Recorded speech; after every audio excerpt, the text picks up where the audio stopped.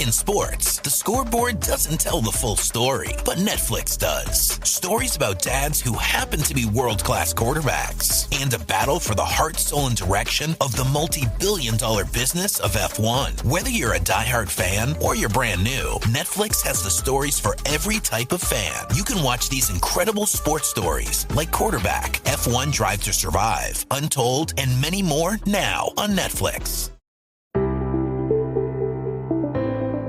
Hello and welcome to a new podcast, The Paddock and the Pavilion with Stephen Wallace.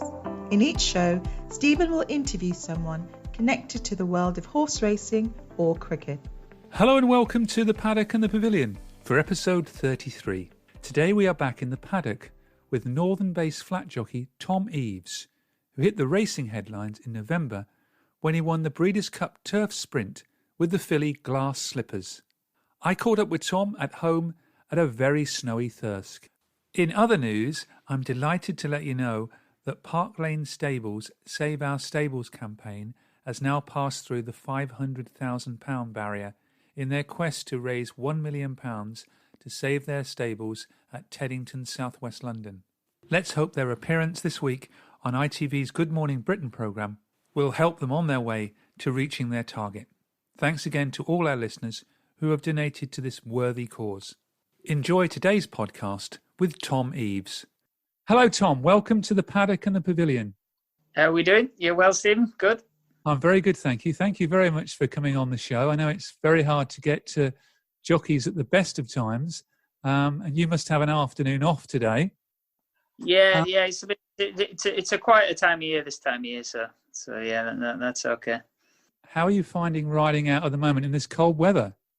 Oh, it's been horrendous. It's been a bad winter. We are riding out, but it's I suppose everyone's in the same boat. But it's not just the snow; it's the frost and everything like that. So it's definitely making life a bit harder at the minute.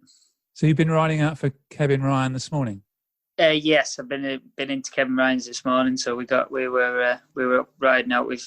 They get out every day, but obviously it's. Everyone's in the same boat regarding the snow, and it does slow things up a little bit. And have you got used to the new sort of normal with all the COVID protocols at the races and having no crowds? Yeah. I mean, at the big meetings you'd sort of miss it, you know. But as long as we're racing, and it's thank God for that, and now we're getting on with it fine.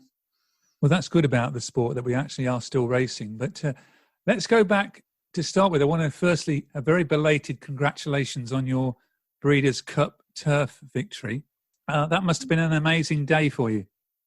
Yeah, amazing. Yeah, it was the highlight of my career so far, and it was an amazing week, and that, over there we were over there for a week, so you've got the build up of it and everything. But to actually come away and win, it's massive. So it was great. It was the first European horse to win the turf sprint in the history of the Breeders' Cup as well. Yeah, no, it was amazing. The team at home had done an amazing job with her, and she was absolutely electric on the night, and we'll never forget that. And how different was it riding a sprint race in America than in this country?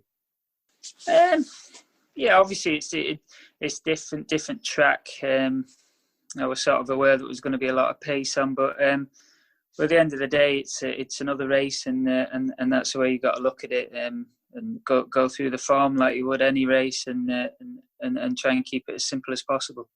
And I read you had some advice from Ryan Moore as well on how to ride Glass Slippers. Yeah, it was the same as anything, I'd never ridden there before. I'd obviously watched plenty of the races from there and everything, but I just asked him how he thought the track was riding, and how he'd experienced it in the past. I mean, he is the best, and he's a great fella,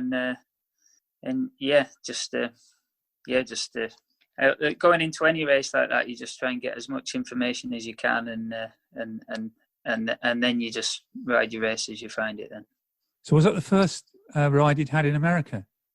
I had ridden at Belmont a few years ago. Yeah, but it was my first ride at the Breeders' Cup. So. Oh wow, that's a good start. Anyway, wouldn't it? It must have been disappointing though, not having like your fiance and any family and friends there. Yeah, no, it's it was obviously different, obviously with no crowds there and everything. But we obviously we spoke back to Amy straight after the race, and everyone at home straight away. Everyone was watching it, so we're well aware of that. And we were luckily enough. We had a few friends and that over there in regards of like other trainers like Nigel Tinkle had runners over there, and John Quinn and that, and so there was a few sort of local faces over there. So we weren't on our own. No, and James Fanshawe had a winner, I think, that night as well, didn't he? Yeah, and James Fanshawe, and there was plenty of other, English trainers over there, and it was a great atmosphere regarding everyone was shouting each other on and wanting the best for everyone. So it was that was great, Now let's go back to your beginnings. You're born in Wigan. How did you first get involved in horses? Is it family, friends? My dad was had horses when he was younger, and then I got I think I got my first pony when I was about 10 or 11, something like that, and I did a bit of show jumping and all the rest of it with what you do with ponies. And I was very lucky. My mum and dad would take me to shows every weekend, and I sort of got the bug from there really. And then when it was when I come to the end of my time at school, it was sort of what do you want to do sort of thing. And I looked up the British Racing School, and I went down there and loved it, and went up to Mary Reevely's after that, and we just went on from there really. So is that where you had your first ride in 1998 for Mary Reevely's? Yeah, Mary Reevely. Yeah, there was a lot of horses there back then when I went there, and a lot of good lads and surrounded by good lads. And although it was a mainly jump yard, it was actually a good grounding for me. There's a lot, like I say, a lot of good lads there, and I was there for a number of years, and started off a bit on the flat, and had a few rides over hurdles and blah blah blah, sort of finding my feet. And obviously when you're young you think, oh, you're going to go heavy and all the rest of it. So I had a few rides over hurdles, and I was lucky enough to ride 2 winners over hurdles and a few bumper winners and that. And but I knew that wasn't for me. And eventually when I left there, and I rode out for plenty of trainers up north, and eventually moved over to Brian Ellison. So your first rides in 1998, your first winners in 1999. Can you remember the first winner, the first horse? Yeah, it was Indiana Princess, I think it was. Yeah, but it was up at Musselburgh. So it was a long time ago. But you never forget your first few rides, and although it is a bit of a blur back then because it all sort of goes a bit faster than that. But it was a lot of things have happened since then. So. Well, you've ridden over 1,000 winners now. So looking at your sort of stats, your sort of breakthrough year, probably 2004 when you rode 45 winners. Yeah. And you also had a listed winner that year for Ian Semple. Yeah. In the Beverly Bullet, yeah? Ian Semple was very good to me. He trained up up where Keith Dalglish trains now, up there, and he was a great fellow and very, very good trainer, and I had a lot of success for him. And you got your first group success with him in the Acomb Stakes at York in 2006. Yeah, and big time of that was he was a good horse. He did very well with him, and after that he went on to. We actually went over to America with him. He went over to Belmont over there, and when he come back from there, he ended up winning the Wokingham as well. So he was a good horse for us, and we had some good days with him. So were you sort of stable jockey for Ian? Yes, I rode the majority of Ian's, and he was a great trainer and a great fellow, and he still is a good friend. I speak to him a bit now. So Tom, did you move to Brian Smart's from Ian's? Yes, yeah, I did. Yeah, I went from Ian's down to Mr. Smart's. Yeah, and that's where in 2011 you won the Prix Labbé with Tangerine Trees. Yeah, that's right. Yeah, that must have been a special day to win such a big race on Arc Day as well. Yeah, massive. Yeah, massive to win a race like that, and I was lucky enough to win it again with glass slippers a few years later. But it was a great day.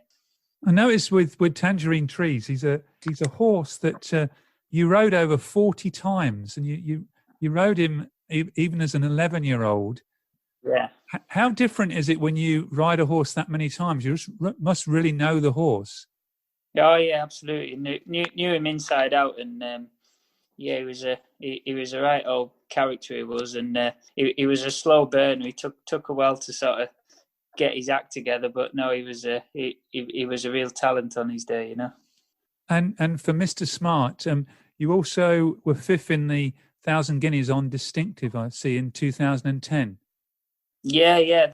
So that's right. So no, like I said, we had some really good days, and there was a lot of nice horses we rode in there. So we had a lot of success together. And then you moved after that to where you are now with Kevin Ryan.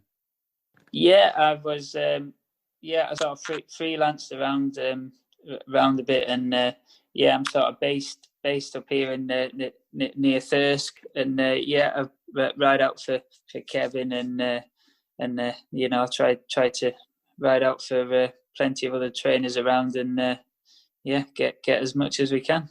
Well, you certainly keep busy. I'd like to talk about another horse, another sprinter that's very well known to racing fans, Brando, who you first rode in 2016 at Royal Ascot in the Wokingham Stakes, and then you won the Ayr Gold Cup in 2016, and then went on to win another Group 1 at Deauville in 2017. Yeah, no, he's been an amazing horse. He's got some lovely owners in Pete and Angie Bailey, and I've had some really good days with him, and he's a horse, very, very talented. Things have to be right on his day, but he was even second this year, even in at Ascot Champions Day down there, and he's still running very well. Yeah, I was going to mention that because he's run now in that Champions Day sprint on 5 occasions, and he's been 3rd, 6th, 4th, and 2nd this year at 80-1. You're only beaten by a nose. Yeah, just beaten sort of thing. But no, he's a real talented sprinter, and we've had some great days with him, and it's great that he's going to be in training this year as well. So I was going to ask you that. So he's going to be running as a 10-year-old this year. Yeah, he'll be running this year, and that's great. And what's the key to riding him? He's sort of, the race has to come to him a little bit. He didn't really rush him early doors, and I thought, like I said, I know him very well, and I sort of know when it's happening and when it's not, sort of thing. But yeah, he sort of slowly warms into a race, and and a nice pace to run at, and the ground not too quick. He's by Pivotal, so he doesn't like too much the ground too quick, and when the pace is strong, he'll finish. Well, probably it was just as well you didn't win at Champions Day this year, because it would have stopped Holly Doyle getting her first Group 1 winner. Well, I wasn't thinking that at the time. No, I was absolutely gutted we got beat. But yeah, any time you're always gutted to get beat. But yeah, fair play to Holly, and well done to her. She was quite surprised, I remember, on the day that she actually won the race. Yeah, it was very close finish, very close finish. Yeah, no, it was hard to take on the day, but that's racing. Must be, because you're looking for your first Group 1 in this country, aren't you? Yes, yeah, exactly. Yeah, we've had a few seconds in that, so but yeah, it's any Group 1 anywhere or any race really. You know, you're always gutted to finish second. The other thing I wanted to talk to you about was in September 2018, you had a bad injury when you had a triple break of your leg. What happened in it? It was Newcastle. It was up at Newcastle. Our horse just come back to me. Was coming back to me quick in front, and we caught his heel, and yeah, we got a fall. But yeah, that's what happens, unfortunately. But yeah, so that's the way it went. Yeah. You seem very philosophical about it. It must be one of the hardest things about racing, that you can get injured, and we forget that it is a dangerous sport as well. Yeah, no, it happens, and it's part of the game, I suppose. But no, if we can all get up and mend, then that's the main thing. But yeah, unfortunately, it does happen. How long were you off for? I was off for probably about 3 months, I think, something like that. 2.5 months, something like that. And a lot of recovery then at the Injured Jockey Fund Jack Berry House then. Yeah, we're very, very lucky that we've got that now, you know, because like a few years ago, we'd have just been sort of left to yourself to sort of get fit and go for a run and all the rest of it. But no, we're luckily we've got that facility now, and the team down there are great. And I think I was back in there about 2 days after doing it, just starting and keeping yourself right and everything. And no, they get you in really good shape. And is it mentally hard, you know, tough when you have been riding regularly and then all of a sudden you can't ride? Massively, yeah, massively. Yeah, it sort of takes a few weeks to you sort of. Well, I had to sort of stop watching racing for a bit, because you start thinking, oh, I'd have ridden that, or could have been on that, or all that. But every jockey's the same, and like I said, just yeah, we're lucky to have the Jack Berry House to sort of keep your head right and keep you busy and looking forward and keep positive. And do the PGAA sort of keep in touch when you aren't riding? Yeah, no. There's a great team, PGA, and like I say, they're always in close contact with people in the Jack Berry House, and yeah, like I say, it's a good atmosphere in there, and it's what you need when you're off, and to like I say, keep yourself positive and keep looking forward and thinking how you can get stronger and be better than before, sort of thing. So. And what is it with all these sprinters that you keep riding? I'm not bothered. They can be stayers if they want, but but no, it's just. But yes, no, I've been lucky enough to come across some really nice sprinters. So yeah, hopefully there's some more to come. Well, hopefully with Glass Slippers carrying on in training and Brando, you're going to have some more success in 2021. Hopefully. Fingers crossed. Yeah. Have you got a favourite race course? I suppose favourite. I like riding at Haydock. I'm from Wigan, obviously, so it's a local track to me there. But yeah, there's some nice tracks. York's a great track to ride around, and Royal Ascot and places like that. So, but yeah, and any good meeting is great to be at. What about your favourite other sport? Yeah, I'm just involved in racing all the time, really. Don't really get time for anything else, really. Just really racing mad. So yeah, just really racing and horses, and Amy's into the show jumping and that. So yeah, keep him involved with that as well. And yeah, so no, just I like watching good sport. I don't mind. I like watching boxing and any sort of good sport. But no, it's just all around racing, basically. It's clear you're happy in your job, and you obviously like riding up north. You've never ever considered coming to ride down south? No, I mean, this is sort of where the horses have been, what I've been lucky enough to ride. So yeah, it's this is sort of where I've been always based, and yeah, sort of you follow where your rides are and where the horses you're riding, sort of thing. So yeah, it's always sort of been up the north. And as for the future, I think you're supposed to be getting married this year. Is that right? No, we've no plans as yet. We've bought a place up here together, and it'll happen before too long. But I could have had an exclusive there, yeah. But yeah, no, we've no date set as yet. But yeah, you can't get out of it now. And no, it will happen. But I suppose with all this lockdown and that, there'll be a backlog of them, won't there? So. There will. Yeah, you can't use that as an excuse. And how long do you think you'll carry on riding? Oh, as long as I can, hopefully. Yeah. Hopefully got a good few years left in me yet. But yeah, fingers crossed. But yeah, and it's something I love doing, and I want to. Hopefully, like I say, hopefully got a good few years left in me yet. Well, we've still got quite a few 50-year-old jockeys yet, so you've got a few years left yet. Yeah, so 10 years would be all right. Yeah, so I'd be happy with that. Yeah. Well, hopefully in that time you'll get to ride that Group 1 winner in this country. And do you envisage then staying in racing and going training and things like that? No, I couldn't see myself training, but yeah, be involved in racing and horses, whatever it may be. So an interest in breezes and things like that. So yeah, no, I don't know, but the horses will always be around. Right. Well, thank you very much for being on the paddock and the pavilion, and the best of luck with those sprinters in 2021. Brilliant. Thanks very much. Thanks, Tom. Cheers. Thank you for listening to The Paddock and the Pavilion. You can download the show on Apple Podcasts, SoundCloud, Stitcher and Spotify. Follow us on Twitter and Facebook at The Pad and Pav.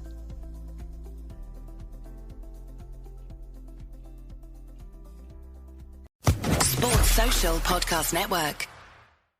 Lucky Land Casino, asking people, what's the weirdest place you've gotten lucky? Lucky? In line at the deli, I guess? Aha, in my dentist's office. More than once, actually. Do I have to say? Yes, you do. In the car before my kids' PTA meeting. Really? Yes. Excuse me, what's the weirdest place you've gotten lucky? I never win and tell. Well, there you have it. You can get lucky anywhere, playing at LuckyLandSlots.com. Play for free right now. Are you feeling lucky? No purchase necessary. Void where prohibited by law. 18+. Terms and conditions apply. See website for details.